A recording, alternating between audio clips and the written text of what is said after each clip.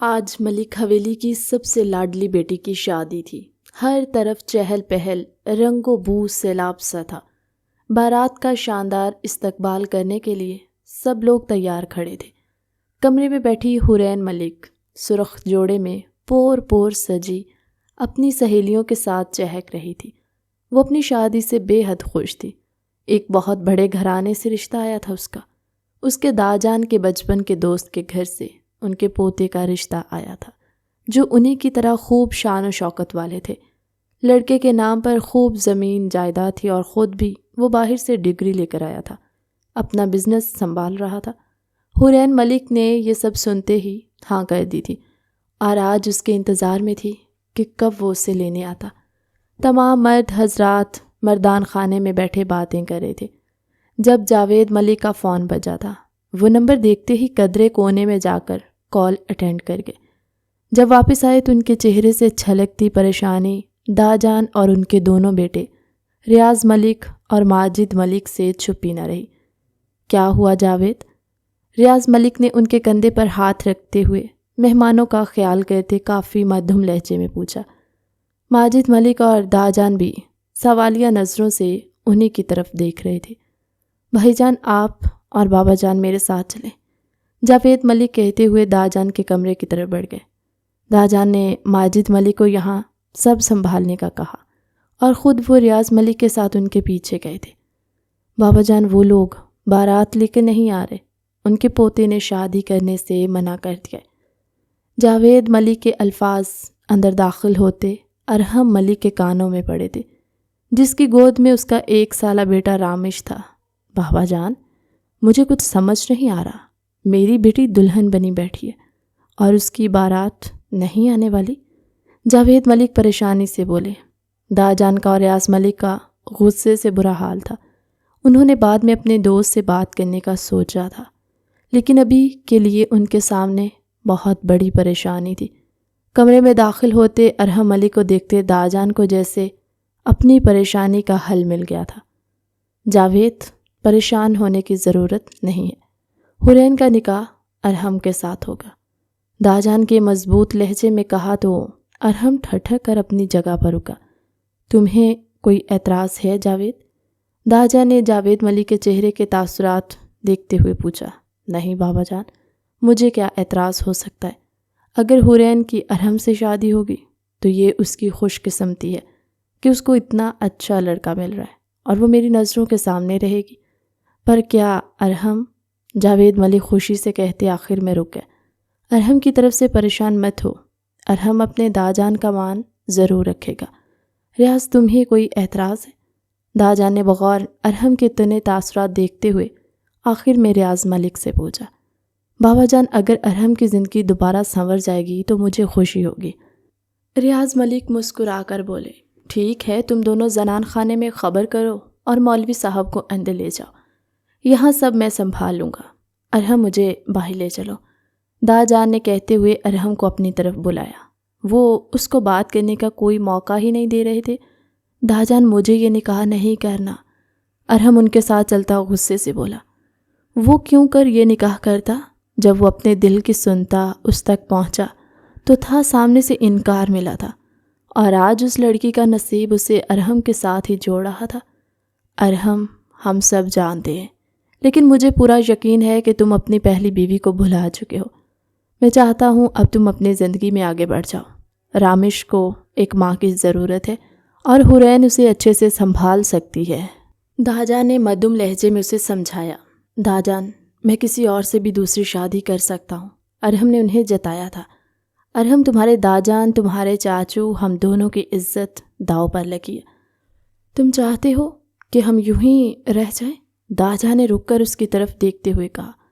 انہیں لگ رہا تھا کہ ارحم دوسری شادی نہیں کرنا چاہتا، اس لیے انکار کرا، لیکن اس کے دل کی حالت وہ کہاں جانتے تھے، جو آج صرف اور صرف اسی دشمن جان کی وجہ سے پتھر کا ہو چکا تھا، جس کو قدرت خود اس سے ملا رہی تھی۔ ٹھیک ہے داجان، صرف اور صرف آپ کے لیے میں یہ نکاح کرنے کو تیار ہوں، ارحم نے سپاٹ لہجے میں کہا اور آگے بڑھا۔ وہ دونوں اب مردان خانے کے وسط میں کھڑے تھے، جہاں داجان سب کو بتا رہے تھے کہ وہ اپنی پوتی کا نکاح اپنے پوتے ارحم ملک سے کریں۔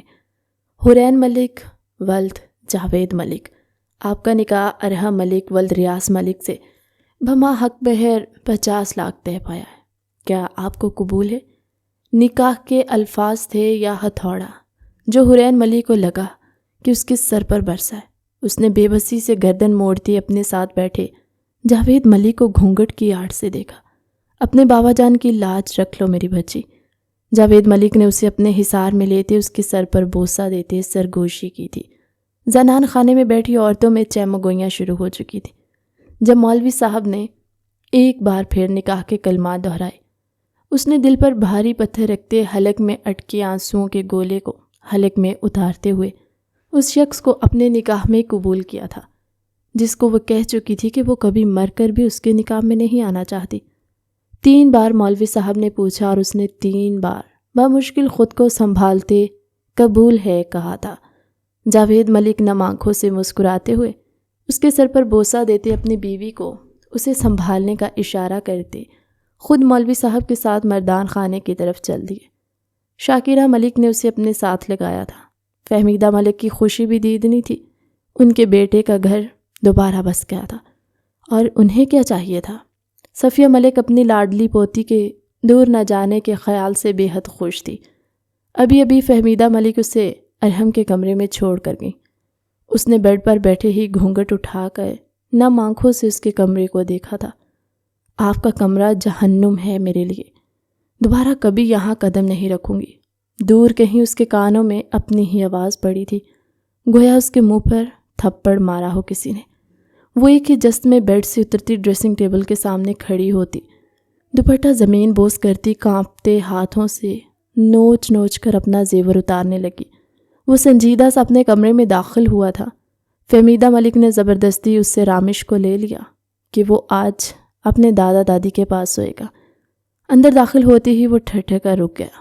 سامنے ہی حرین ملک بہتی آنکھوں سمیت کانپتے ہاتھوں سے اپنے گلے میں پہنے ہار کا ہک کھولنے کی کوشش کر رہی تھی۔ باقی سب جیولری وہ اتار چکی تھی، لیکن ہار کھلنے کا نام تک نہیں لے رہا تھا۔ اس نے آئینے میں ہی دروازے کے قریب کھڑے ارحم ملک کا عکس دیکھا۔ ان دونوں کی نظریں ٹکرائی تھی۔ حرین نفرت سے اپنی نگاہیں پھیرتی واپس اپنے کام میں مشغول ہو گئی۔ اس کی نگاہیں پھیرنا ارحم ملک کو آگ لگا چکا تھا۔ وہ لمبے لمبے ڈگ بھرتا اس کے سر پر پہنچا، اس کی کلائی اپنی گرفت میں لیتے، اس کا رخ موڑتے اس کی کلائی اس کے کمر پر سختی سے لگاتے، اس کو شوربار نگاہوں سے گھورنے لگا۔ حرین کلائی میں اٹھتے درد پر کراہی تھی۔ ہاتھ چھوڑے میرا۔ اس کی طرف دیکھتے وہ پھنکاری۔ بہت بڑے بڑے دعوے تھے۔ حرین ملک، آج کیا ہوا؟ کیوں کھڑی ہو میرے کمرے میں، اور وہ بھی میری ملکیت بن کر؟ ارحم ملک اس کو چھوڑنے کی جگہ گرفت مضبوط کر کے اسے مزید اپنے حصار میں لیے خود میں بھینچتا، اس کے کان میں پھنکارا۔ دونوں میں ذرا برابر فاصلہ نہ تھا۔ ارحم ملک کی گرم سانسیں اس کے چہرے پر بکھرتی، حرین ملک کا چہرہ جھلسا رہی تھی۔ میرا کوئی دعویٰ جھوٹا نہیں تھا، سمجھیے آپ۔ یہ مت سمجھیے گا آپ کے نکاح میں آ گئی ہوں تو جو آپ کی مرضی ہوگی وہ کریں گے آپ۔ یہ نکاح میں نے صرف اور صرف اپنے بابا جان کے لیے کیا ہے۔ حرین نے اس کی سرخ آنکھوں میں اپنی آنکھیں گاڑتے ہوئے کہا، چاہے جیسے بھی صحیح، نکاح میں آ چکی ہو تم میری ملکیت ہو۔ ملکیت مطلب سمجھتی ہو نا؟ اب تمہارا خود پر بھی اتنا حق نہیں ہے جتنا میرا تم پر ہے۔ ارحم ملک غراتے ہوئے اس کے ہونٹوں پر جھکتا اپنے غصے اشتعال اتارنے لگا تھا۔ حرین مزاحمت کرنے لگی۔ جتنی وہ مزاحمت کر رہی تھی ارحم ملک مزید اس پر سانسیں تنگ کر رہا تھا۔ بالآخر حرین نے تھک کر مزاحمت چھوڑی تو ارحم نے اس کو آزادی دی تھی۔ سمجھ تو آ گئی ہوگی؟ اس کے ہونٹوں پر بکھری خون کی بوندیں دیکھتے وہ تنزیہ سا مسکراتا ہوا بولا، آپ خود کو سمجھتے کیا ہیں؟ کیا جتانا چاہتے ہیں آپ یہ سب کر کے؟ حرین ملک کو اپنی ان حرکتوں سے آپ کبھی حاصل نہیں کر سکتے۔ حرین نے اپنے ہونٹ صاف کرتے ہوئے اس کی طرف تنفر سے دیکھا۔ کیسی حرکتیں بتانا پسند کرو گی؟ ارحم نے اس کا بازو چھوڑتے اس کی کمر میں ہاتھ ڈالتے ایک بار پھر سے اسے اپنے نزدیک کر لیا۔ مقصد اسے جتانا تھا کہ وہ اس پر حق پورا رکھتا ہے۔ چھوڑے مجھے، آپ مجھے اپنی ہوس کا نشانہ نہیں بنا سکتے۔ وہ اس کو اپنی گردن پر جھکتا دیکھ کر چیخی تھی۔ ہوس؟ اس کے الفاظ پر ارحم کا دماغ گھوم چکا تھا۔ آج تمہیں ہوس کا مطلب سمجھاتا ہوں میں۔ ارحم تیز سے غراتا ہوا اسے بیڈ پر دھکا دے چکا تھا۔ خود اس کے اوپر آتا اس کا ہار کھینچتے بے دردی سے الگ کر گیا۔ حورین کی گردن سرخ ہو چکی تھی۔ وہ درد سے سسکنے لگی۔ ارحم کا خوف اس کی رگ رگ میں سمایا تھا۔ یہ آپ کیا کر رہے ہیں؟ بہتی آنکھوں کے ساتھ وہ ارحم کو خود پر جھکتا دیکھ کر اسے پیچھے کرنے کی کوشش کرتی بولی، تمہیں ہوس کا مطلب سمجھانے لگا۔ ایک بار پھر سے اس کے لبوں کو قفل لگاتا وہ اپنے ہاتھوں سے اس کے ساتھ چھیڑ چھاڑ کر رہا تھا۔ دونوں کے درمیان حائل پردے اترنے لگے۔ حورین مچلنے لگی تھی۔ بہت جلدی اس کی مزاحمت دم توڑ گئی۔ ارحم کے لبوں پر تمسخرانہ مسکراہٹ بکھری۔ وہ طنزیہ نظروں سے اسے دیکھتے پیچھے ہٹا تو حورین نے خمار بھری سرخ آنکھوں سے اس کی طرف ناسمجھی سے دیکھا جو اپنی شرٹ پہن رہا تھا۔ وہ کیا ہے نا کہ اگر تمہیں سمجھانے لگا کہ ہوس کسے کہتے ہیں تو واقعی میں ہوس کا پجاری بن جاؤں گا، جو میں کسی صورت نہیں چاہتا، تو بہتر ہے اپنا حلیہ درست کرو۔ ارحم اس کا گال تھپ تھپا کر بولا۔ بالکنی کی طرف بڑھ گیا تھا۔ حورین خود کو بیچ منجدھار میں چھوڑے جانے پر حواس باختہ سے بیڈ پر لیٹی تھی۔ کافی دیر بعد سنبھلتی وہ اپنا حلیہ صحیح کرتی ڈریسنگ روم کی طرف بڑھ گئی۔ وہاں جی بھر کر روتی ایک سادہ سی ڈریس میں واپس باہر نکلی۔ ارحم ابھی تک کمرے میں نہیں آیا تھا۔ وہ بیڈ پر لیٹتی سر تک کمبل تان گئی۔ اسے خوش ہونا چاہیے تھا کہ وہ پیچھے ہٹ گیا، لیکن اس کی آنکھوں سے آنسو بہہ رہے تھے۔ کیوں؟ وہ خود سے ہی سوال کرتی۔ کب نیند کی وادیوں میں غائب ہوگی اسے خود کو ہی خبر نہ ہوئی۔ حورین کون لینے آ رہا ہے تمہیں آج؟ اس کی دوست نے اشتیاق سے پوچھا۔ وہ دونوں یونیورسٹی گیٹ پر کھڑی تھی۔ سبحان بھائی ہی آئیں گے، اور کون آئے گا؟ حورین نے منہ بناتے ایک اداس سے کہا۔ کیا مطلب؟ ارحم سر نہیں آئیں گے؟ وہ آج لیکچر لینے بھی نہیں آئے؟ ہائے وہ آ جاتے تو دن بن جاتا میرا۔ مسفرہ منہ بنا کر بولی۔ شٹ اپ یار، مجھے سمجھ نہیں آتا ارحم بھائی میں ایسا کیا ہے جو تم انہیں اتنا پسند کرتی ہو؟ حورین نے گھور کر مسفرہ کو دیکھتے ہوئے کہا۔ وہ منہ کے زاویے بگاڑنے لگی تھی۔ جتنا حورین کو ارحم ملک ناپسند تھا اتنا ہی اس کی دوست کو پسند تھا۔ ارحم ملک اس کا کرش تھا اور حورین اس بات پر افسوس کرتی تھی۔ تمہیں ہی پسند نہیں ارحم سر، ورنہ ان کی ڈیشنگ پرسنالٹی پر یونی کی ساری لڑکیاں مرتی ہیں۔ مسفرہ نے اس کو جیسے پتے کی بات بتائی۔ اس سے پہلے حورین کوئی جواب دیتی مسفرہ چیک کی۔ ارے واہ، وہ دیکھو ارحم سر، پکا تمہیں ہی لینے آئے ہوں گے۔ مسفرہ نے اس کی توجہ سامنے کی جہاں ہیوی بائک پر بیٹھا ارحم ملک اپنا ہیلمٹ اتارتے ہوئے اس کی طرف ہی دیکھ رہا تھا، جس کا مطلب تھا وہ اسے ہی لینے آیا تھا۔ حورین غصے سے سرخ پڑتی بنا مسفرہ کی ایک بھی بات سنے پاؤں پٹکتی ہوئی اس کی طرف بڑھ گئی۔ ارحم علی کو اپنے بائک بہت پسند تھی۔ وہ یونیورسٹی میں لیکچرار تھا۔ اس نے اپنی کتنی ہی تنخواہیں جمع کر کے اپنے پیسوں سے اپنی پسند کی ہیوی بائک لی تھی۔ ایسا نہیں تھا کہ وہ خرید نہیں سکتا تھا۔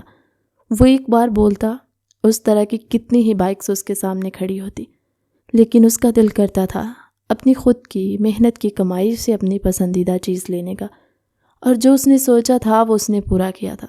جب سے حورین کو یہ اس بات کا پتہ چلا، وہ جو پہلے اسے سیدھے منہ بات کر لیتی تھی اب وہ بھی کرنا گوارا نہیں کرتی۔ حورین کو سمجھ نہیں آتا تھا وہ یونی میں کیوں پڑھاتا ہے جبکہ ان کی اتنی زمین جائیداد ہے۔ حورین کا بھائی سبحان بھی اپنے باپ دادا کے ساتھ زمینوں کی دیکھ بھال کرتا۔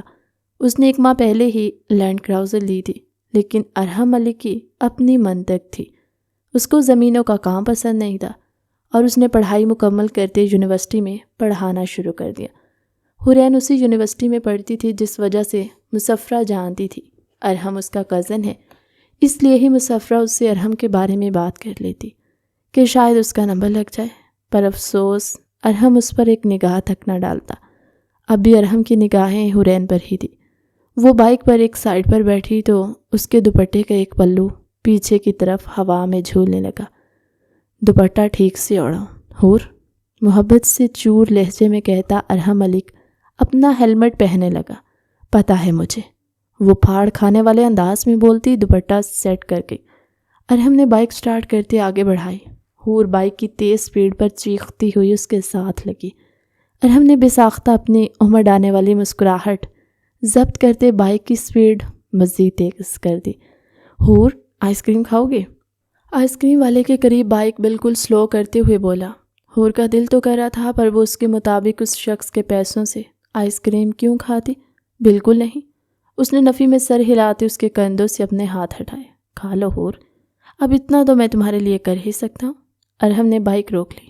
نہیں کھانی مجھے، آپ حورین ملک کو افورڈ نہیں کر سکتے، حور نے بنا اترے گردن اکڑا کر کہا۔ اس کی بات پر ارحم کی آنکھیں سرخ ہوئی تھیں۔ اس نے بائک کو فل سپیڈ میں بڑھایا۔ وہ چلا کم رہا تھا اور اڑا زیادہ رہا تھا، جو حورین کی روح فنا کرنے کے لیے کافی تھا۔ اللہ اللہ کرے کہ دونوں حویلی تک پہنچے تھے۔ حورین تو جان بچانے پر شکر ادا کرے تھے، جبکہ ارحم کا غصہ اتنی سپیڈ میں بائک چلانے کے بعد بھی کم نہیں ہوا تھا۔ آج کے بعد آپ کی اس بائک پر کبھی نہیں بیٹھوں گی، حورین غصے سے چلاتے ہوئے اندر کی طرف بڑھ گئی۔ ارحم نے بائک کھڑی کی اور خود بھی اندر کی طرف بڑھ گیا، جہاں حورین صفیہ ملک کے پاس بیٹھی اس کی شکایت کر رہی تھی۔ دادو، ارحم بھائی سے پوچھے انہوں نے کیوں اتنی سپیڈ میں بائک چلائی۔ ارحم کو اندر داخل ہوتے دیکھ کر اس نے صفیہ ملک کے کان میں سرگوشی کی۔ اتنی دیر میں ارحم بھی ان کے قریب آ چکا تھا۔ ارحم، کیوں بھائی، تم نے ہماری گڑیا کو پریشان کر دیا؟ صفیہ ملک نے اس کی پشت پر ہاتھ پھیرتے ہوئے کہا۔ دادو، میں نے آپ کی لاڈلی کو پریشان نہیں کیا، سب کو پریشان کرنے کا ٹھیکہ تو اسی نے اٹھا رکھا ہے، ارحم سرد لہجے میں کہتا وہاں سے جا چکا تھا۔ پیچھے حورین منہ کھولے حیرت سے صفیہ ملک کو دیکھ رہی تھی، جو اپنی مسکراہٹ چھپانے کے چکروں میں تھی۔ وہ بھی پاؤں پٹکتی اپنے کمرے کی طرف بڑھ گئی۔ شام کے کھانے پر سب تھے سوائے ارحم کے۔ اس نے کہا تھا آج وہ یونیورسٹی نہیں گیا، اس لیے اسے یونیورسٹی کا کچھ کام کرنا ہے، وہ بعد میں کھانا کھا لے گا۔ وہ تیار ہو کر بھاگتی ہوئی نیچے آ رہی تھی۔ حورین، آرام سے چلا کرو، صفیہ بیگم نے اس کو ٹوکا۔ دادو، یونی سے لیٹ ہو جاؤں گی۔ ماما بھائی کہاں ہیں؟ انہیں کہے مجھے یونی چھوڑ دیں۔ شاکرہ ملک کو کچن سے اپنے لیے ناشتہ لے کر آتے بولی۔ باقی سب لڑکیوں کے لیے وین تھی۔ اریحہ اور زمر کالج جاتی تھی اور فائزہ اسکول، اور سمیر اور ریان وہ دونوں بھی کالج جاتے تھے اپنی اپنی بائک پر۔ ایک حورین تھی جس کی کلاس 9 بجے ہوتی، اسے سبحان چھوڑنے جاتا تھا اور لانے بھی۔ بیٹا، سبحان تو گھر پر نہیں ہے، اس کو زمینوں کے کام کے لیے بابا جان اور تمہارے بابا اپنے ساتھ لے گئے۔ شاکرہ ملک نے اس کے سامنے ٹیبل پر ناشتہ رکھتے ہوئے کہا۔ کیا؟ اب میں کیسے جاؤں گی؟ میرا آج بہت امپورٹنٹ لیکچر ہے۔ حورین کو پریشانی ہوئی۔ ٹینشن لینے والی بات نہیں ہے، ارحم نے بھی تو وہیں جانا ہے، نیچے آتا ہی ہوگا تم اس کے ساتھ چلی جانا بیٹا۔ فہمیدہ بیگم نے مسکرا کر کہتے اس کی پریشانی کم کرنی چاہیے۔ جی تائی جان، وہ پھنسی پھنسی آواز میں بولی۔ حورین کا چہرہ ایسے ہوا تھا جیسے کڑوا بادام کھا لیا، پر وہ تیزی سے سر جھکا گئی تھی، کہیں تائی جان اس کے تاثرات پڑھ نہ لے۔ لیکن سیڑھیاں اترتا ارحم ملک اس کا ایک ایک تاثر نوٹ کر چکا تھا۔ موم، ناشتہ دے دے، مجھے لیٹ ہو رہا۔ ارحم اس کے سامنے ہی کرسی پر بیٹھتا ہوا بولا تو حورین نے اپنا مکمل فوکس ناشتے پر کیا تھا۔ ناشتے کے دوران ہی فہمیدہ بیگم نے ارحم کو حورین کو ساتھ لے جانے کا کہا، جس پر وہ اسبات میں سر ہلا گیا۔ وہ دشمن جان کے ساتھ وقت گزارنے کا موقع کیسے چھوڑ سکتا تھا؟ میں اس پر نہیں بیٹھوں گی، ارحم کو بائک نکالتے دیکھ کر تیزی سے بولی۔ ایز یو وش، کیونکہ میں تو اپنی بائک پر ہی جانے والا۔ وہ کندھے اچکا کر بولتا بائک سٹارٹ کرنے لگا۔ بیٹھ جاؤ حور، بائک اس کے پاس لے جاتے ارحم نے محبت بھرے لہجے میں کہا۔ حور سمجھ کر بھی نہ سمجھ بنتی ویسے ہی کھڑی رہی۔ اتنے میں ہی شاکرہ ملک باہر آئیں۔ انہیں کھڑا دیکھ کر حیران ہوئی۔ اس سے پہلے وہ سوال کرتی، حور تیزی سے بائک پر بیٹھ گئی۔ ارحم نے بائک گیٹ سے باہر نکالی۔ اگر آج آپ سپیڈ میں بائک چلائی تو میں کود جاؤں گی بائک پر سے۔ حورین نے اپنی طرف سے کافی بڑی دھمکی دی تھی۔ بندہ دھمکی تو ایسی دے جس پر پورا اتر سکے۔ ابھی میں سپیڈ تیز کروں گا، تم اپنا کہا پورا کرنا، ارحم ملک نے ہیلمٹ کا مرر نیچے پھینکتے ہوئے کہا تھا، ساتھ ہی ریس دیتے بائک کی سپیڈ تیز کی تھی۔ حورین کی چیخ نکلی، ارحم بھائی سپیڈ کم کریں پلیز۔ اس کے کندھوں کو جھکڑتے ہوئے ہوا کے زور سے بچنے کی کوشش کرتی ہوئی بولی۔ دوپٹہ سر سے اتر چکا تھا۔ پہلے وعدہ کرو دوبارہ بھائی نہیں کہو گی۔ ارحم نے تھوڑا سا رخ موڑتے ہوئے کہا اور مزید ریس دی، وعدہ کبھی نہیں کہوں گی، پلیز سلو کریں۔ اس نے بنا وقت لیے اس کی بات مان لی۔ ارحم نے محسوس ہوتے ہوئے بائک کی سپیڈ کم کی تھی۔ ارحم بھائی، اتنی تیز بائک کون چلاتا ہے؟ میں دوبارہ کبھی آپ سے بات نہیں کروں گی۔ حورین کا دل اب بھی تیزی سے دھڑک رہا تھا جب ارحم نے سپیڈ ایک بار پھر سے بڑھا دی۔ حورین نے ڈرتے ہوئے اس پر گرفت مضبوط کے لیے اپنی غلطی تلاشنی چاہی تھی۔ جب اپنے کہے الفاظ یاد آئے تو دانتوں تلے زبان دبا گئی۔ سوری ارحم، پلیز بائک کی سپیڈ کم کریں، اس کو کندھے سے پکڑ کر جھنجھوڑتی ہوئی بولی۔ تو ارحم نے سپیڈ کم کر دی۔ اتنے میں یونیورسٹی آ چکی تھی۔ وہ اتر کر اندر چلی گئی۔ اندر جاتے ہوئے اس نے سب سے پہلے سبحان کو میسج کیا کہ یا تو وہ اسے لینے آئے گا، نہیں تو وہ اپنی دوست کے ساتھ آ جائے گی۔ سبحان کی طرف سے ہاں میں جواب آتے کہ وہ خود لینے آئے گا، وہ مطمئن ہو گئی تھی۔ وہ ارحم کا سامنا کرنے سے جتنا ہو سکتا تھا اتنا ہی بچنے کی کوشش کر رہی تھی۔ جہاں وہ ہوتا وہاں جانے کی غلطی بالکل نہیں کر رہی تھی۔ اگر وہ سامنے آ جاتا تو اس کی معنی خیز نظریں حورین کو پریشان کر کے رکھ دیتی تھی، جس سے وہ بمشکل بچ رہی تھی۔ حورین سمجھ رہی تھی اس کی نظروں کو بھی اور اس کے کہے ان پیغام کو بھی۔ اس دن جب اس نے بھائی کہنے سے منع کیا، سب کچھ حورین کے سامنے واضح ہو گیا تھا، پر وہ بالکل بھی ایسا نہیں چاہتی تھی۔ وہ ایک ایسے شخص کے ساتھ گزارا نہیں کر سکتی تھی جو بس 35,000 کی تنخواہ لیتا تھا۔ یہاں تک کہ داجا نے اسے کہا تھا کہ وہ اپنے حصے کی زمین لے سکتا ہے، لیکن اس نے منع کر دیا۔ اس کے نام ہو یا اس کے بابا جان کے کیا فرق پڑتا ہے؟ وہ خود پر صرف اپنی کمائی سے خرچ کرتا۔ وہ کیوں اس کے پیغام کو مان لیتی جبکہ اس کا تو ایک جوڑا ہی 35,000 کا ہوتا؟ وہ اپنے کمرے میں بیٹھی اس وقت نہ چاہتے ہوئے بھی ارحم ملک کو ہی سوچ رہی تھی۔ اسے وہ اتنا پسند نہیں تھا، لیکن جب سفرہ اس کی تعریفوں کے پل باندھتی، حورین اس کو دیکھنے پر مجبور ہو جاتی تھی۔ اوپر سے اس کا حورین سے بات کرتے وقت لہجہ اتنا نرم ہوتا کہ اس کا دل خود بخود پگھل جاتا، پر وہ پگھلنا نہیں چاہتی تھی۔ اس نے خود پر مضبوط خول چڑھا لیا تھا۔ جب بھی اس کا دل ارحم کے انداز پر پگھلنا چاہتا، تبھی وہ خود کو اس کا فائنینشنل سٹیٹس یاد کروا دیتی، تبھی اس کا دل کڑوا ہو جاتا۔ وہ پیسے کے آگے اس کی سچی محبت سے انکاری ہو رہی تھی۔ کار کا ہارن سنائی دیا تو اس نے کھڑکی سے جھانک کر دیکھا۔ سبحان ملک تھا، اس کے ساتھ اس کی بیوی مصباح اور بیٹی عریشہ دونوں تھی۔ وہ ہنستے کھیلتے ہوئے ایک خوشحال فیملی کی طرح اندر کی طرف بڑھی۔ حورین ان کو دیکھتے ہوئے مسکرائی تھی۔ اس کے بھائی بھابھی ایک ساتھ مسکراتے ہوئے خوبصورت لگ رہے تھے۔ دل ہی دل میں ان دونوں کے خوش رہنے کی دعا کرتے اس نے اپنے ہم سفر کے لیے دعا کی تھی۔ ارحم، ہم چاہتے ہیں اب تمہاری شادی کر دی جائے، داجان نے چائے کی چسکی لیتے ہوئے ارحم کی طرف دیکھ کر کہا۔ ارحم کی نگاہ بے ساختہ ہی حورین کی طرف اٹھی۔ وہ سب لوگ اس وقت لاؤنج میں بیٹھے تھے۔ حویلی کا معمول تھا کہ سب لوگ شام کے وقت لاؤنج میں جمع ہوتے۔ داجان، اتنی کیا جلدی ہے؟ ارحم نے بیزاری سے کہا اور ساتھ ہی اپنی گود میں بیٹھی وریشہ کے بال الجھائے۔ کیا مطلب برخوردار جلدی کا؟ 27 سال کے ہو چکے ہو، ابھی یہ جلدی ہے؟ سبحان بھی تمہاری ہی عمر کا ہے، اس کی 2 سالہ بیٹی ہے ماشاءاللہ تمہاری گود میں بیٹھی ہے۔ داجان نے تھوڑا غصے سے کہتے اسے اچھی طرح لتاڑا تھا۔ داجان مزید کچھ کہتے کہ اس کے موبائل پر کال آنا شروع ہو گئی۔ داجان، بہت ضروری کال ہے، میں بھی آتا ہوں۔ ارحم نے موبائل پر کال دیکھتے تیزی سے کہا اور باہر نکل گیا۔ سب بہانے ہیں اس کے، لیکن بڑی بہو، اس بار ہم اس کو ایسے جانے نہیں دیں گے، آپ لڑکی ڈھونڈنا شروع کریں۔ داجان نے نفی میں سر ہلایا۔ جی بابا جان۔ فہمیدہ ملک نے اسبات میں سر ہلایا۔ سب لوگ پھر سے واپس باتوں میں مشغول ہو چکے تھے۔ اوئے چنگو منگو، ادھر آؤ۔ ارحم نے ہاتھ سے اشارہ کرتے انہیں اپنی طرف بلایا۔ بھیا، ہم چنگو منگو نہیں ہیں، ان دونوں نے ایک ساتھ کہا۔ ارحم نے آنکھیں چھوٹی چھوٹی کر کے انہیں گھورا۔ پھر کیا ہو؟ اس نے گھورتے ہوئے سوال کیا۔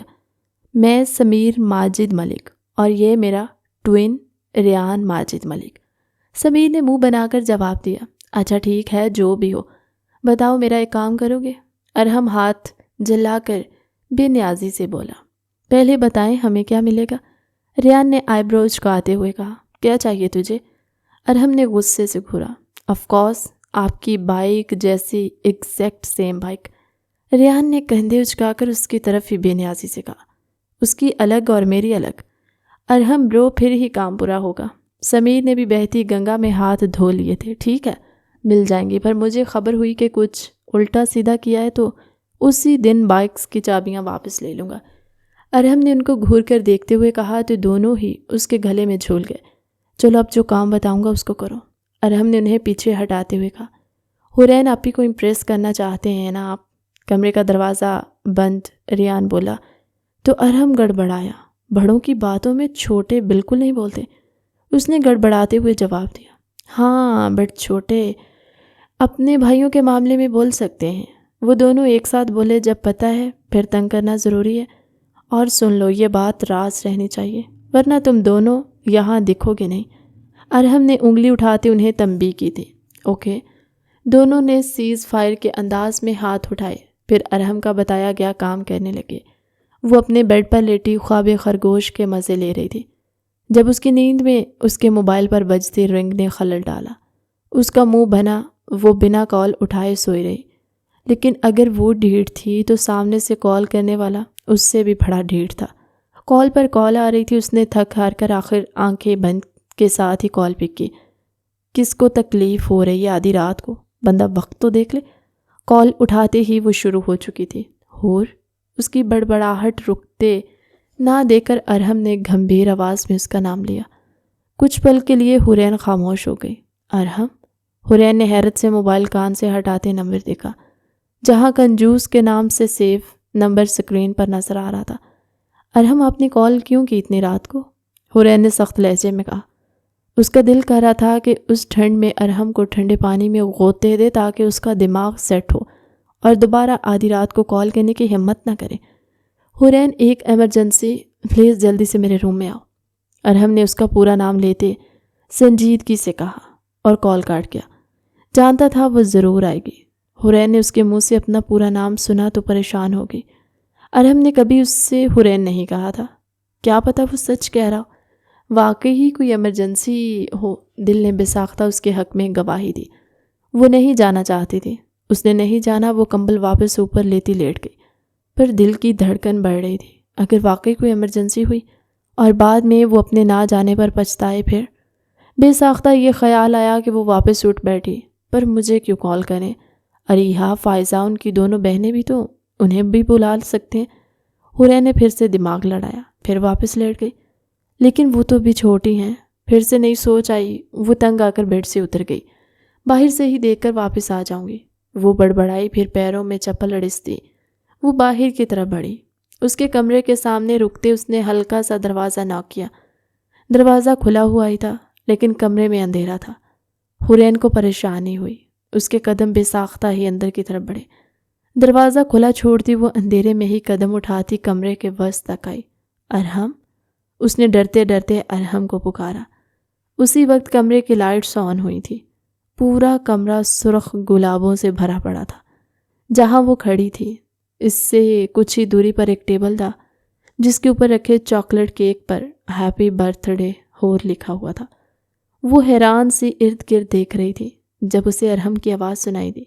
ہیپی برتھ ڈے ہور. ارحم نے اس کے مقابل آتے ہوئے کہا. وہ کب سے دیوار کے پاس کھڑا اس کے حیران تاثرات دیکھ رہا تھا. بالآخر خود بھی سامنے آ ہی گیا. یہ سب آپ نے کیا؟ حرین نے حیرت سے پوچھا. آف کورس میں نے کیا ہے. ارحم نے دلکشی سے مسکراتے ہوئے اس کی طرف دیکھا. کیوں کیا ہے؟ اس نے کرخت لہجے میں پوچھا. اس کے سوال پر ارحم کی مسکراہٹ تھمی تھی. کیا مطلب ہور؟ کیوں؟ کیا ہے؟ تمہاری برتھ ڈے تھی، تمہیں سرپرائز دینے کے لیے سب کیا. وہ سنجیدہ لہجے میں بولا. پر افسوس مجھے یہ سب پسند نہیں آیا. جانے آپ نے کتنا خرچہ کر دیا ہوگا اس سفر. اب آپ شاید اگلے 2 ماہ تک کوئی چیز افورڈ ہی نہ کر سکیں. حرین نے طنزیہ نگاہوں سے سجے ہوئے سارے کمرے کو دیکھتے ہوئے کہا. وہ سب میرا مسئلہ ہے ہور. تم پلیز کیک کاٹو نا، اس کے بعد تمہیں کچھ بتانا ہے. ارحم نے سخت لہجے میں کہتے آخر میں التجا کی. سیریسلی؟ آپ کو لگتا ہے میں کیک کاٹوں گی؟ اور وہ بھی آپ کا لایا ہوا؟ کبھی بھی نہیں. وہ تنفر سے پھنکارتی باہر کی طرف بڑھی. حرین. ارحم نے تیش میں آتے اس کی کلائی جھکڑتے اسے اپنے سامنے کیا. حرین نے اپنے دونوں ہاتھ اس کے سینے پر رکھتے بامشکل خود کو اس میں لگنے سے بچایا. یہ کیا بدتمیزی ہے، چھوڑے مجھے. حرین نے خود کو اس کی گرفت سے نکالنا چاہا. میں بدتمیزی کر رہا ہوں تو وہ کیا ہے جو تم کر رہی ہو؟ ارحم نے غصے سے کہا۔ کیا کیا ہے میں نے؟ حورین نے اس کی آنکھوں میں آنکھیں ڈالتے سوال کیا۔ کہتے ہیں عورت خود پر پڑتی ہر نگاہ پہچان جاتی ہے۔ حور، کیا تم نے کبھی خود کو میری محبت بھری نگاہوں کے حصار میں نہیں پایا؟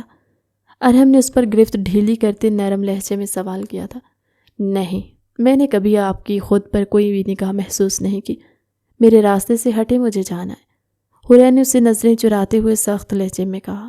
اس کی بات پر ارحم نے اسبات میں سر ہلایا، اور پھر وہ ہوا جو حور نے کبھی سوچا نہیں تھا۔ ارحم، یہ آپ کیا کر رہے ہیں؟ اس کو گھٹنوں کے بل ہاتھ میں گلاب پکڑے اپنے سامنے بیٹھتے دیکھ کر حورین حواس باختہ ہوئی۔ حورین، میں تم سے محبت کرتا ہوں، تم سے شادی کرنا چاہتا ہوں۔ کیا تم میرا پرپوزل ایکسیپٹ کرو گی؟ جانتا ہوں یہ سب بہت جلدی ہے، لیکن مجھے امید ہے تم ہاں ضرور کہو گے۔ ارحم مسکراتے ہوئے بولا۔ وہ یہ سب ابھی نہیں چاہتا تھا کہ ایک بار حورین پڑھائی مکمل کر لے، اس کے بعد وہ اس سے بات کرے گا، پر اس کے موم نے داجان کی بات کو سیریس لے لیا تھا۔ اس لیے ہی وہ پچھلے 1 ماہ سے روزانہ اس کے پاس کوئی نہ کوئی انویلپ لے کر پہنچتی تاکہ وہ کوئی لڑکی پسند کر لے۔ اس لیے اس سے جلد از جلد حورین کو پرپوز کرنے کا اس نے سوچا۔ تبھی اس کو خیال آیا کہ حورین کی سالگرہ آ رہی ہے، اس لیے یہ دن بیسٹ لگا حورین سے بات کرنے کے لیے۔ اس لیے اس نے سمیر اور ریان کے ساتھ مل کر حورین کے لیے سرپرائز کے طور پر اپنا کمرہ ڈیکوریٹ کیا۔ وہ کوئی جگہ ڈیکوریٹ کرتا تو سب کو پتہ چلنے کا شک تھا۔ اوپر سے حورین کے کمرے میں وہ خود تھی، تو اس کا سرپرائز اس کے سامنے کیسے تیار کر سکتا تھا؟ اس لیے اسے اپنا کمرہ بیسٹ لگا، پر نہیں جانتا تھا آج کتنے برے طریقے سے وہ ہارنے والا تھا۔ ویٹ اے سیکنڈ، آپ کو یہ خوش فہمی کیوں ہے کہ میں ہاں کہوں گی؟ سوری ٹو سے، لیکن میں ایک کنگال شخص کے ساتھ شادی نہیں کر سکتی، اور آپ سے نکاح نیور، میں مر کر بھی آپ سے کبھی نکاح نہیں کروں گی۔ وہ نفی میں سر ہلاتے ہوئے ارحم کے دل پر چھریاں چلا گئی تھی۔ حور، تم ایسے کیوں کہہ رہی ہو؟ مذاق کر رہی ہو نا، میں جانتا ہوں، ارحم نے شوقی نگاہوں سے اسے دیکھتے ہوئے کہا، پھر اٹھ کر کھڑا ہوتے اس کے سامنے آ گیا۔ حور دیکھو، میں نے کتنے پیار سے تمہارے لیے کمرہ ڈیکوریٹ کیا ہے، یہ سب چیزیں تمہاری پسند کی ہیں۔ ارحم نے اس کا ہاتھ پکڑ کر اسے گھماتے ہوئے سارا کمرہ دیکھنے کو کہا تھا۔ بس کریں ارحم، ہوش میں آ جائے۔ ارے نہیں کرنی مجھے آپ سے شادی، اور آپ کا یہ کمرہ جہنم ہے میرے لیے، دوبارہ کبھی یہاں قدم نہیں رکھوں گی، حور نے اس کا ہاتھ جھٹکتے ہوئے کہا، پھر باہر کی طرف بڑھی۔ حور، تم ایسے نہیں جا سکتی، تمہیں ہاں کرنی ہی ہوگی۔ ارحم پھر سے اس کے مقابل آ گیا۔ نہیں کرنی مجھے ہاں، نہیں کرنی مجھے آپ سے شادی، سمجھ لیں اس بات کو، نہ آج نہ آئندہ کبھی، حور نے آگے بڑھتے ہوئے کہا۔ وہ نہیں جانتی تھی کہ وہ بہت جلد اپنے لفظوں پر پچھتانے والی ہے۔ حور، ایسے مت جاؤ، ارحم پھر سے اس کو پکارا۔ مزید ایک کوشش کی تھی یہ جاننے کے لیے کہ وہ سب جو اس نے اپنی حور کے منہ سے سنا شاید وہ مذاق ہو، پر ایسا نہیں تھا۔ کیا ہوا؟ ارحم علی کا سٹینڈرڈ جس کو ہائے رکھتے ہوئے وہ اپنے باپ دادا کی جائیداد سے اپنا حصہ تک چھوڑ چکا ہے، وہ سٹینڈرڈ اتنا گر گیا ہے کہ ارحم علی اس ایک لڑکی کے پیچھے بھاگ رہا ہے جو اس کو انکار کر چکی ہے۔ حورین کمرے کی دہلیز پر کھڑی ہو کر طنزیہ نظروں سے اسے دیکھتے ہوئے مسکرائی۔ مسکراہٹ ایسی تھی جیسے وہ سب کچھ جیت گئی ہو، اور ہوا بھی ایسا ہی تھا۔ وہ اپنی بات پر قائم رہی تھی، اپنے اندر اٹھتے شور کو دبا گئی۔ اس کے لیے لگژریس میٹر کرتی تھی، محبت نہیں۔ ارحم نے اس کے جانے کے بعد دروازہ لاک کیا، تاش میں آتے سب کچھ توڑ پھوڑ ڈالا تھا۔ حورین کا ایک ایک لفظ اس کے دل میں تیر کی طرح چبھا تھا۔ اب شاید کبھی بھی اس کے دل سے باتیں نہیں نکلنے والی تھی۔ اس کی آخری باتیں ارحم علی کے اندر ایک عجیب سا طوفان، ایک عجیب سی ضد کھڑی کر گئی تھی۔ وہ پتھر بن گیا تھا، ایک ایسا پتھر جس میں شفاف اب کبھی نہیں ہو سکتا۔ ہر وقت خاموش رہنا، ضرورت سے زیادہ بات نہ کرنا، جس طرح پہلے وہ سب کے ساتھ رہتا تھا، اب بالکل ایک مختلف ارحم بن گیا تھا۔ سب نے اس میں آئے بدلاؤ کو محسوس کیا تھا اور پوچھا بھی تھا، لیکن وہ بس یہ کہہ کر ٹال دیتا تھا کہ انہیں ایسے ہی لگ رہا ہے۔ اس کا بزنس جسے اس نے اسٹڈی کرنے کے ساتھ ساتھ ہی شروع کر دیا تھا، آج کل وہ اونچائیوں کو چھو رہا تھا، وہ اسی میں مشغول ہو گیا تھا۔ اس نے یونیورسٹی میں پڑھانا تک چھوڑ دیا کیونکہ اب اس کے سر کی ایک بیٹی ان کی جگہ ٹیچنگ کرنا چاہتی تھی۔ وہ یونیورسٹی میں پڑھانا نہیں چاہتا تھا، پر اس کے سب سے اچھے استاد جن کی طبیعت ٹھیک نہیں رہتی، ان کے گھر میں اس کے استاد کے علاوہ کمانے والا کوئی بھی نہ تھا۔ اس نے ان کو گھر میں آرام کرنے کا کہا اور خود ان کی جگہ پر یونیورسٹی جوائن کر لی تھی۔ بہت خوددار آدمی تھے۔ ارحم نے انہیں کہا تھا کہ ان کی تنخواہ ہر ماہ ان تک پہنچ جایا کرے گی، پر وہ ایسے کسی سے بھی پیسے نہیں لینا چاہتے، جس پر ارحم نے بمشکل ان کو راضی کرتے یہ حل نکالا۔ اس نے کہا تھا کہ وہ ان پر احسان نہیں کر رہا، بس وہ اپنا فرض نبھا رہا ہے، جس پر وہ بھی خاموش ہو گئے تھے۔ ارحم کے لیے اچھی بات یہ ہوئی تھی کہ اس کے سر کا لیکچر حورین کی کلاس میں بھی ہوتا، وہ وہاں بھی کلاس لیتا، اس لیے اس کا بھی دیدار ہو جاتا۔ ساتھ ساتھ وہ اپنے بزنس کو بھی دیکھ رہا تھا۔ اس کا بزنس آج کل ہائی رینک میں جا رہا تھا، ٹاپ 10 کمپنیز میں اس کی کمپنی کا بھی نام تھا، اور اب وہ دل لگا کر محنت کر رہا تھا۔ داجا نے اس سے کہا تھا کہ وہ اپنی زمین اپنا حصہ لے لے، چاہے وہ بہت ترقی کر رہا ہے، اپنا بہت کچھ بنا چکا ہے، لیکن پھر بھی اسے اپنا حصہ لے لینا چاہیے۔ تب اس نے کہا تھا کہ وہ اپنا حصہ اپنی دونوں بہنوں عریحہ اور فائزہ کے نام کرنا چاہتا ہے، لیکن داجا نے اسے روک دیا کہ ان کو ان کا حصہ وقت آنے پر مل جائے گا اور وہ اپنا حصہ خود سنبھالے، جس پر اس کو مانتے ہی ماننی پڑی تھی۔ لیکن حورین تک یہ بات بھی ادھوری ہی پہنچی۔ اس نے شروع سے ہی سب باتیں ادھوری ہی سنی اور ان سے اس نے ارحم کا امیج سیٹ کر لیا۔ ارحم کا ارادہ اسے سرپرائز دینے کا، ساتھ ساتھ اپنے بزنس کے بارے میں بتانے کا بھی تھا، پر حورین نے اسے سننے کی بجائے اسے بہت سنا دی۔ اس وقت وہ کار لے کر مارا پھر رہا تھا، گھر جانے کا اس کا دل نہیں تھا۔ حورین کے آخری بار کہے گئے الفاظ ایک بار پھر سے اس کے کانوں میں گونجتے، اسے اذیت میں مبتلا کر کے۔ کتنی ہی دیر وہ کار کے بونٹ پر لیٹا رہا تھا جب اس کے موبائل پر کال آنے لگی۔ وہ داجان کی کال دیکھتا حویلی کی طرف روانہ ہو گیا تھا۔ اس کی لینڈ کراؤزر دھول اڑاتی ہوئی حویلی کی طرف روانہ ہوئی۔ جانتا تھا گھر میں سبھی اس کے لیٹ آنے پر پریشان ہو گئے سوائے اس کے، اور اب ارحم کو اس کی کسی بات سے کوئی فرق نہیں پڑتا تھا۔ اگلے دن اس کی ایک بہت اہم میٹنگ تھی۔ جن کے ساتھ میٹنگ ان کے آفس میں ہی کرنی تھی۔ وہ وقت سے پہلے ہی پہنچ گیا۔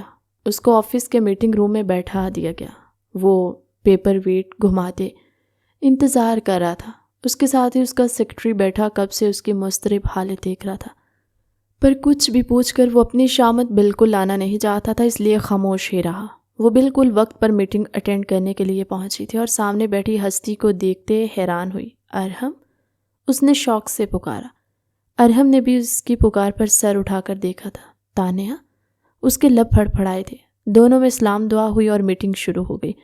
وہ دونوں ایک دوسرے کو بہت پہلے سے جانتے تھے۔ لندن میں دونوں نے ساتھ میں ڈگری لی تھی۔ اس کے بعد ارحم پاکستان آ گیا۔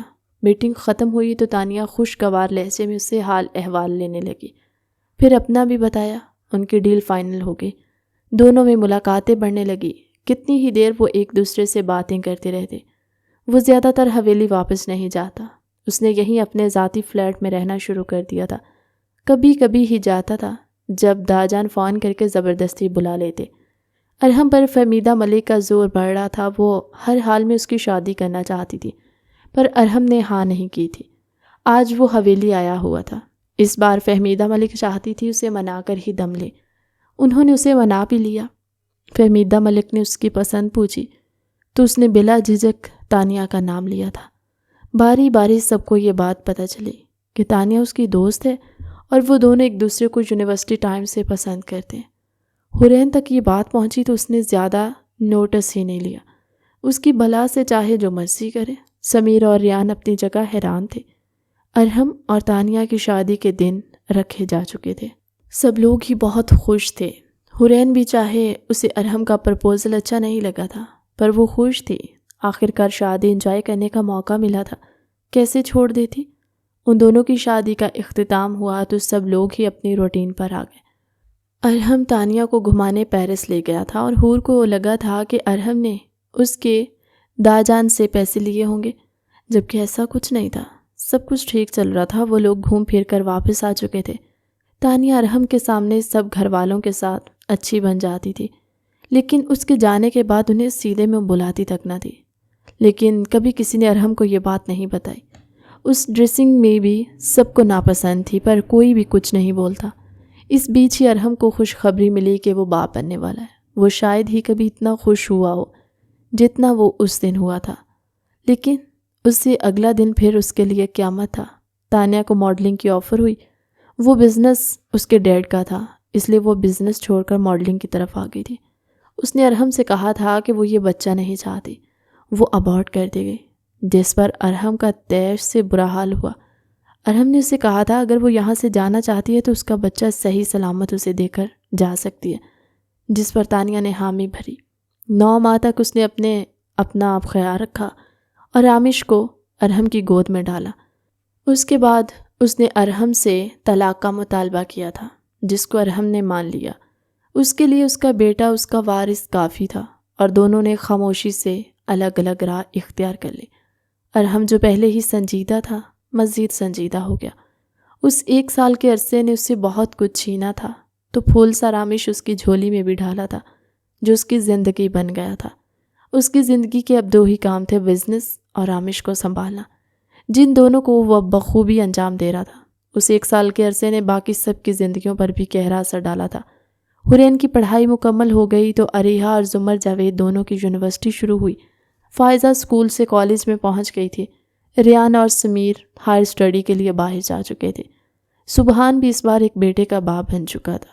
اس بیچ ہی حرین کے لیے رشتہ آیا، جس کو حور کی رضامندی جان کر انہوں نے حامی بھر دی، لیکن بھارات نہ آنے کی صورت میں وہ اپنے ہر دعوے پر جھوٹی ثابت ہوئی۔ ارحم کی ملکیت میں آ چکی تھی، وہ اس کی ہو گئی تھی، اس کی بن کر اسی کمرے میں آ چکی تھی جو اس کے لیے جہنم تھا۔ ولیمہ بہت شاندار طریقے سے ہوا۔ حرین اپنا ڈریس چینج کر کے رامش کو سنبھالنے کی کوشش کر رہی تھی، جو بالکل اس کے ساتھ جوڑ کر لیٹا ہوا تھا، لیکن سونے کا نام نہیں لے رہا تھا۔ اسے یہ بچہ پہلے دن سے ہی بہت پیارا لگتا تھا، پر ارحم نے کبھی اسے اکیلا نہیں چھوڑا۔ جس دن بھی وہ حویلی آتا تھا، حرین ارحم کے اس کو یہاں چھوڑ کر جانے کے بعد اپنا سارا وقت اسی کے ساتھ گزارتی۔ اس کے بھائی کے بچے بھی تھے، لیکن ان کو اس کی بھابھی زیادہ تر خود ہی سنبھالتی، تو اس نے بھی کبھی ان سے لینا نہیں چاہا۔ آج رامش کو اپنے ساتھ سلاتے اسے ایک خوش کن سا احساس ہوا۔ وہ اس کا بیٹا تھا، اب رامش کو کوئی اس سے الگ نہیں کر سکتا تھا۔ جتنا وہ اس شادی سے ناخوش تھی، اس سے کہیں زیادہ اس کو رامش کے ملنے کی خوشی تھی۔ اب اسے ارحم کا رامش کو حویلی چھوڑ کر جانے کا انتظار بالکل نہیں کرنا پڑتا۔ اب وہ جب چاہے پورے استحقاق سے رامش سے مل سکتی تھی، اس کو پیار کر سکتی تھی۔ یہ احساس ہی اس کے انگ انگ میں خوشی بھر گیا تھا۔ اس نے رامش کے پھولے گالوں پر شدت سے بوسہ دیا۔ رامش کھلکھلایا تو حور کی بھی ہنسی گونجی۔ اندر داخل ہوتا ارحم اپنے کمرے کا ماحول دیکھتا حیران ہوا۔ اس کے مطابق اسے ارحم سے نفرت تھی، اس کو ارحم کے بیٹے سے بھی نفرت ہونی چاہیے تھی، پر یہاں تو الگ ہی کہانی چل رہی تھی۔ وہ دونوں ایسے راز و نیاز کر رہے تھے جیسے بہت پہلے سے ایک دوسرے کو جانتے ہو۔ ارحم پیشانی پر بل ڈالے ان کی طرف بڑھا۔ رامش، اس نے حرین کے بجائے رامش کو پکارا۔ حرین بھی ہوش میں آتی تیزی سے سیدھی ہوئی۔ با رامش نے کھلکھلاتے ہوئے تالی بجاتے اس کی طرف ہاتھ بڑھائے تھے۔ مقصد تھا کہ وہ اسے اٹھا لے۔ ارحم نے آگے بڑھتے حرین کے اوپر سے ہی جھکتے ہوئے اسے اٹھایا۔ حرین اس کے جھکنے پر اپنی سانس تک روک چکی تھی۔ وہ دونوں باپ بیٹا اب خود میں مگن تھے۔ حرین سیدھی ہو کر بیٹھ گئی۔ ارحم جب باہر کی طرف بڑھا تو وہ ٹھٹکی۔ آپ رامش کو کہاں لے کر جا رہے؟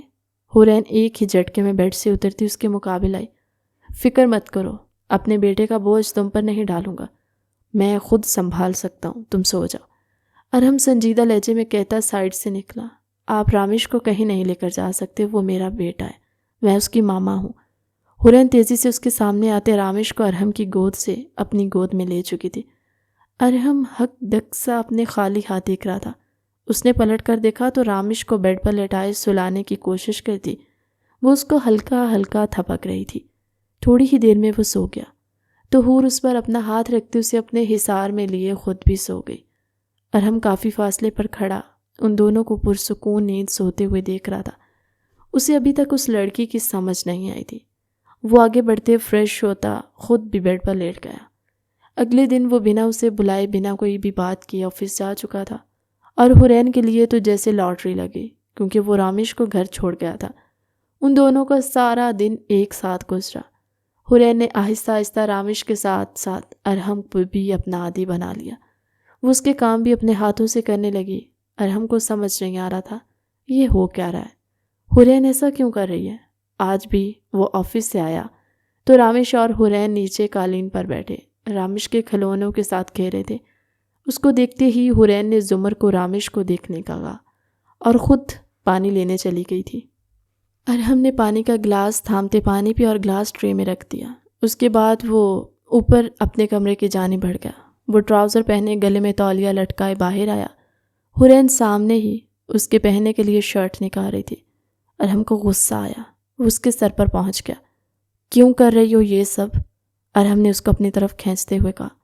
حرین اس کے برہنہ نم سینے سے ٹکراتے جی جان سے کانپ اٹھی۔ کیا کر رہی ہوں؟ اس نے خود کو سنبھالتے ہوئے بامشکل پوچھا۔ یہ سب کیوں کر رہی ہو؟ میں اب بھی وہی ہوں، ایک غریب ماہانہ 35,000 کمانے والا۔ ارحم اس کے چہرے پر پھنکارتا اس کی کمر پر اپنی گرفت سخت کر گیا۔ فرق نہیں پڑتا آپ کیا کرتے ہیں، کیا کماتے ہیں، حرین بامشکل بولی۔ اس کی قربت نے تو سانسیں تک تنگ کرتی تھی۔ بولتی بھی تو کیسے؟ کیوں فرق نہیں پڑتا؟ پہلے بھی تو ٹھکرا چکی تھی، اب کیوں یہ سب کر رہی ہو؟ تمہیں لگتا ہے کہ تم مجھے اپنی طرف مائل کر سکتی ہو تو یہ تمہاری خوش فہمی ہے۔ جلد از جلد نکل آؤ اس سے۔ ارحم تمسخر اڑاتی نظروں سے اسے دیکھتا ہوا بولا، جبکہ اس کی بات پر حرین کا چہرہ سرخ ہوا تھا۔ اسے لگ رہا تھا کہ اس کے ہی الفاظ لوٹ کر اس تک آ گئے۔ جب دلہن بنی پیسے والے کا انتظار کر رہی تھی تب اس پیسے والے کی جگہ ارحم ملک نے مجھ سے نکاح کر کے مجھے ایک مضبوط سائبان دیا، اور پھر اس نکاح کے بعد تو مجھے میرا بیٹا بھی ملا، تو اس کے باپ سے کیسے منہ موڑ سکتی ہوں؟ اور شوہر کے کام کرنا فرض ہے، مجھ پر کوئی گناہ نہیں کرتی آپ کے کام کر کے۔ یہ سب آپ کو اپنا عادی بنانے کے لیے نہیں کیا، میں نے خود کو رسوائی سے بچانے کے لیے کیا۔ اس کا چہرہ صاف بتا رہا تھا کہ اس کی بات میں کتنا سچ اور کتنا جھوٹ ہے۔ ارحم نے سر جھٹکا۔ میں تمہاری کسی بھی بات میں نہیں آنے والا، بہتر ہے تم خود ہی پیچھے ہٹ جاؤ، اس نے نفی میں سر ہلاتے ہوئے کہا۔ حرین اس کی بات پر مسکرائی۔ وہ تو خود نہیں جانتی تھی کہ وہ کب مریض عشق بن بیٹھی تھی، ارحم سے کب محبت ہوئی، رامش کب اس کی زندگی کا اہم حصہ بنا، جس کمرے کو جہنم سمجھا تھا وہ کب اس کے لیے جنت بنا۔ اس کو کسی بات کی خبر تک نہ ہوئی۔ ارحم نے شرٹ اٹھا کر پہنی اور باہر نکل گیا۔ حرین نے مسکراتے ہوئے بیڈ پر پڑا گیلا تولیہ اٹھاتے ہوئے ٹاول سٹینڈ پر ڈالا۔ میرے آنے سے پہلے نہایت صفائی پسند تھے موصوف، وہ پیچھے ہٹتے نفی میں سر ہلاتے ہوئے بولی، پھر خود ہی ہنس دی۔ ہاں، اسے محبت ہو گئی تھی، جس کو اتنا کچھ کہا تھا، اتنا کچھ سنایا۔ اللہ نے حرین کے دل میں اس کے لیے بے حد محبت ڈالی تھی۔ کہاں وہ اس شخص کو دیکھنا تک پسند نہیں کرتی تھی، کہاں اب اس کو دیکھے بنا گزارا نہیں تھا۔ حرین کو اس دن کا شدت سے انتظار تھا جب وہ اس کو حور پکارتا۔ ارحم نے اسے حور پکارنا سرپرائز والی رات کے بعد چھوڑ دیا تھا۔ حور پکارنا کیا، خود ہنکارنا بھی بند کر دیا۔ اب جس دن سے اس دونوں کا نکاح ہوا وہ تب بھی اس کو بس تم کہہ کر مخاطب کرتا، کبھی اس کا نام اپنے لبوں سے نہیں نکالا تھا۔ وہ سب لوگ اس وقت لاؤنج میں بیٹھے تھے جب حرین گھبرائی ہوئی سی وہاں داخل ہوئی۔ ارحم کو کچھ کھٹکا، وہ کھڑا ہو چکا تھا۔ حرین بھی اس کے مقابل آ کر رکتی، بولنے کے لیے الفاظ تلاش کر رہی تھی۔ بالآخر ہمت کرتی بول پڑی، ارحم، رامش۔ اس نے اٹکتے ہوئے اتنا کہا، پھر رو پڑی۔ رامش؟ کیا ہوا رامش کو، کہاں ہے وہ؟ ارحم بوکھلا گیا، اس کو کندھوں سے پکڑ کر جھنجھوڑتے ہوئے سوال پر سوال کر رہا تھا۔ وہ رامش نہیں مل رہا، حرین نے تھوک نگلتے ہوئے کہا۔ کیا مطلب نہیں مل رہا؟ تمہارے پاس ہی تھا نا صبح سے، تو کہاں گیا؟ ارحم نے غصے سے کہا۔ ارحم، میں اسے بیڈ پر بٹھا کر شاور لینے گئی تھی، واپس آئی تو وہ وہاں کہیں نہیں تھا۔ حرین نے صفائی دی۔ یو نو واٹ، مجھے اسے تمہارے پاس چھوڑنا ہی نہیں چاہیے تھا۔ تم کون سا اس کی سگی ماں ہو جو اس کا خیال رکھتی؟ میں نے ہی غلطی کر دی، ارحم غصے سے کہتا اوپر کی طرف بھاگا۔ حویلی کے سب ملازم اور گھر کے سبھی لوگ رامش کو ڈھونڈنے میں لگے ہوئے تھے، جبکہ حرین بت بنی لاؤنج میں کھڑی تھی۔ ارحم کے الفاظ سے اس کا دل کرچی کرچی ہوا تھا۔ اسے آج ارحم کا دکھ محسوس ہوا تھا۔ جب اس نے ارحم کو باتیں سنائی تھی تو اسے لگا ہوگا آپ ہی رامش مل گیا ہے۔ وہ بت بنی کھڑی تھی جب فائزہ نے اس کو ہلاتے ہوئے کہا کہ کہاں ہے وہ؟ حرین نے فائزہ کی طرف مڑتے تیزی سے پوچھا۔ بھیا کے پاس ہے اوپر روم میں، وہ بالکنی میں بیٹھا تھا گملوں کے پیچھے۔ آپ کا لگایا گیا سیفٹی فوم بالکنی کی ریلنگ سے ہٹا کر موصوف پیچھے کودنے کے چکروں میں تھے، لیکن آپ نے جو فوم لگایا تھا اس وجہ سے بچ گئے۔ فائزہ اس کے ساتھ سیڑھیاں چڑھتی ہوئی اسے بتا رہی تھی۔ جب وہ دونوں کمرے میں داخل ہوئیں تو تقریباً سبھی وہاں تھے۔ اسے دیکھتے ہی رامش ماں ماں کرتے رونے لگا تھا۔ حورین نے بنا کسی کی بھی پرواہ کی ارحم کی گود سے رامش کو تقریباً چھینا ہی تھا۔ سبھی اس کے انداز پر حیران تھے۔ اب جو باری باری رامش کے ایک ایک نقش کو بےتابی سے چومتی، اس کے ساتھ سرگوشیوں میں باتیں کر رہی تھی۔ سبھی لوگ ایک دوسرے کو اشارہ کرتے وہاں سے نکل آئے۔ وہ بار بار رامش کا رخسار چومتی، میرا بیٹا کہہ رہی تھی، اور ارحم کا چہرہ مارے جلن کے سرخ پڑا تھا۔ وہ جتنا بھی جھٹلا لیتا پر حقیقت تو یہی تھی کہ حورین کی محبت آج بھی اس کے دل پر اپنی کنڈلی جمائے ہوئے تھے۔ اس کے نکاح کے بعد تو جو بچی کھچی گر تھی وہ بھی ختم ہو چکی تھی۔ ارحم نے بغور اس کی طرف دیکھا جو اب رک اپنا عمل دہرا رہی تھی۔ حالانکہ رامش نیند کی وادی میں کھو چکا تھا، وہ اب ہر پل رامش کو اپنے ساتھ رکھتے۔ اگر کہیں جانا بھی ہوتا تو کسی نہ کسی کو اس کی ڈیوٹی پر لگا کر جاتی۔ اس بیچ جو تبدیلی آئی تھی وہ یہ تھی کہ اس نے ارحم کا ہر کام کرنا بند کر دیا۔ ارحم کو اس کی عادت پڑ چکی تھی اور اب بے انتہا مشکلات کا سامنا تھا۔ آج شام کا کھانا بھی حورین کے ہاتھ کا نہیں تھا۔ ارحم سخت بدمزہ ہوا۔ وہ کمرے میں داخل ہوا تو رامش حورین کے سینے پر لیٹا ہوا سو رہا تھا۔ ارحم کے سر پر غصہ سوار تھا۔ اب جو اپنے بیٹے سے ہی جلن ہو رہی تھی، وہ آگے بڑھتے حورین کا حصار اس کے گرد سے ہٹا گیا۔ کہاں لے کر جا رہے میرے بیٹے کو؟ ارحم کے بازو پر ہاتھ رکھتی وہ اٹھ بیٹھی۔ ارحم نے دانت پیسے۔ وہ اس ٹڈے کی حفاظت ایسے کر رہی تھی جیسے ارحم اس کا باپ ہو کر بھی خدا نہ خواستہ اسے کوئی نقصان پہنچا دے گا۔ کہیں نہیں لے رہا جا رہا تمہارے بیٹے کو، بس کورٹ میں ڈال رہا ہوں۔